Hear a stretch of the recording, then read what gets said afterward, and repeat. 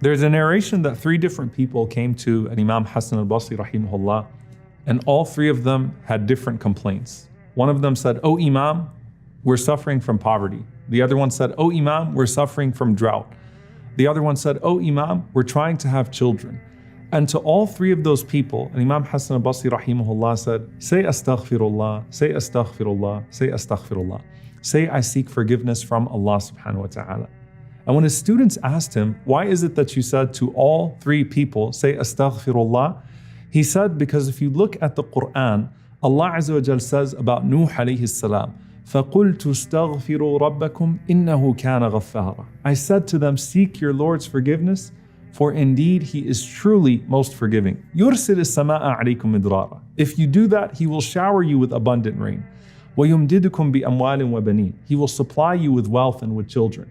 وَيَجْعَلْ لَكُمْ جَنَّاتٍ وَيَجْعَلْ لَكُمْ أَنْهَارًا. And He will give you gardens as well as rivers. And so istighfar, seeking Allah's forgiveness, collectively is the key to all goodness in this life. But more than anything that we ask Allah subhanahu wa ta'ala for of this world, it's also our path back to paradise. When Adam alayhi salam, our father, and Hawa, Eve, left paradise, they turned back to Allah subhanahu wa ta'ala in repentance. And Allah Azza wa Jal inspired them with the words, رَبَّنَا ظَلَمْنَا أَنفُسَنَا وَإِن لَمْ تَغْفِرْ لَنَا وَتَرْحَمْنَا لَنَكُونَنَّ مِنَ الْخَاسِرِينَ. O our Lord, we have wronged ourselves. If you don't forgive us and have mercy upon us, then we will certainly be amongst the losers. Now here's the thing, Allah gave them the words of forgiveness. And here Allah subhanahu wa ta'ala gave us the best way to seek forgiveness. And that in and of itself is a sign that Allah wants to forgive you. And I want you to think about the most forgiving person you have ever known in your life. And think about how quickly they forgive you the moment that you apologize. How quickly they relinquish a grudge, even if they had one, as soon as you say, "I'm sorry." And those people are nothing compared to Al-Ghafur, the oft-forgiving. All you have to do is say, "I'm sorry," and know that Allah subhanahu wa ta'ala is always willing to accept your apology. Now, istighfar, seeking forgiveness, is just one part of our wholesome package of turning back to Allah subhanahu wa ta'ala. It's essentially an admission of shortcoming that is verbalized. So istighfar is specific to the tongue. Nadm, which is regret, the Prophet ﷺ said, "An-nadmu tawbah," that regret is tawbah, it is repentance. Nadm is how you feel, it's the true remorse that you have on the inside. Istighfar is what you say. Astaghfirullah, I seek your forgiveness, O Allah. Tawbah is what you do. It's the full repentance of turning back to Allah subhanahu wa ta'ala. This basically forms not just the beginning of the history of mankind when Adam alayhi salam and Eve leave paradise, but it forms the basis of your relationship with Allah subhanahu wa ta'ala. So at the very beginning, Al-Fudayl ibn Iyad rahimahullah was asked, what's more important, to do istighfar or to do tasbih? For us as human beings, is it more important for us to seek Allah's forgiveness or to glorify His perfection? Now obviously both are important, but he said that think about a garment that you have and there's a stain on that garment. So if you got a white thobe and you got a coffee stain on it, what do you do with that garment? The priority is not to embellish that garment. The priority is to remove the stain. And so he said, astaghfirullah, repentance, seeking Allah's forgiveness, is removing the stain. All the other forms of dhikr are embellishing the garment. And so they're both important, but you have to get back to your origin and remove the stain on your heart and then turn back to Allah subhanahu wa ta'ala. And the Prophet ﷺ was so comprehensive.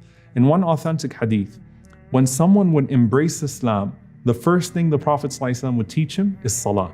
And then the Prophet ﷺ would teach him the following du'a. Allahumma ghfirli warhamni wahdini wa'afini warzuqni. So it's such a comprehensive du'a. It's a simple sentence. Oh Allah, forgive me and have mercy on me and guide me and give me good health and provide for me. So the Prophet ﷺ said, this is a du'a that you should say to keep yourself busy with in the very beginning of your Islam with Allah subhanahu wa ta'ala. But you never get past seeking Allah's forgiveness. There's always going to be a reason for seeking Allah's forgiveness. And that's not just because you are going to keep sinning. It's because you're never going to do good enough to meet what Allah subhanahu wa ta'ala has done for you. And that's the istighfar of the Prophet ﷺ himself. The istighfar of feeling naqs, of feeling deficiency. Now think about it in the capacity of everything that we've spoken about. You know how perfect Allah is.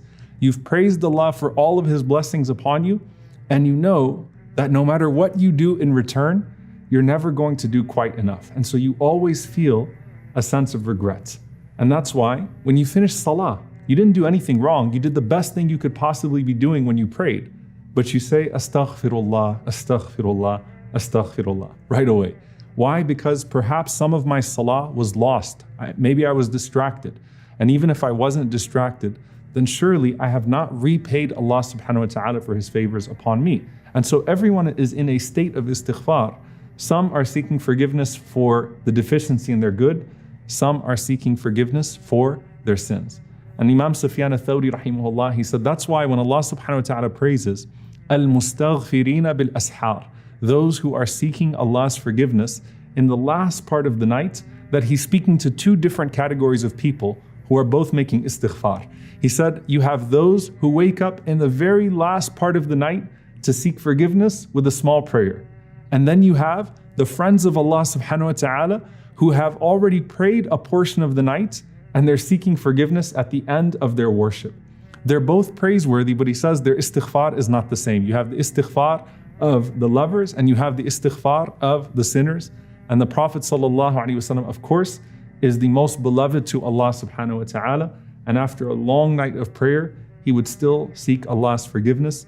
And he said, sallallahu alaihi wasallam, that, O people, I seek Allah's forgiveness at least 100 times a day. And Imam al-Nawawi rahimahullah, he said that's the minimum from the Prophet sallallahu alaihi wasallam. You can find the Prophet sallallahu alaihi wasallam in a single gathering seeking Allah's forgiveness more than 100 times. But he's saying that I seek Allah's forgiveness at least 100 times a day. What does that mean for the followers of Muhammad sallallahu alaihi wasallam? And it wasn't just with one word or one phrase. You see, astaghfirullah. You see, astaghfirullah wa atubu ilayh. I seek Allah's forgiveness and I repent to Him. You see, Rabbi ighfirli, my Lord forgive me. Or what Abdullah ibn Umar radiallahu anhuma heard the Prophet ﷺ saying throughout a gathering, Rabbi ighfirli wa tub alayya, innaka anta tawwabur rahim. My Lord, forgive me and have mercy upon me. You are the acceptor of repentance. You are the most merciful.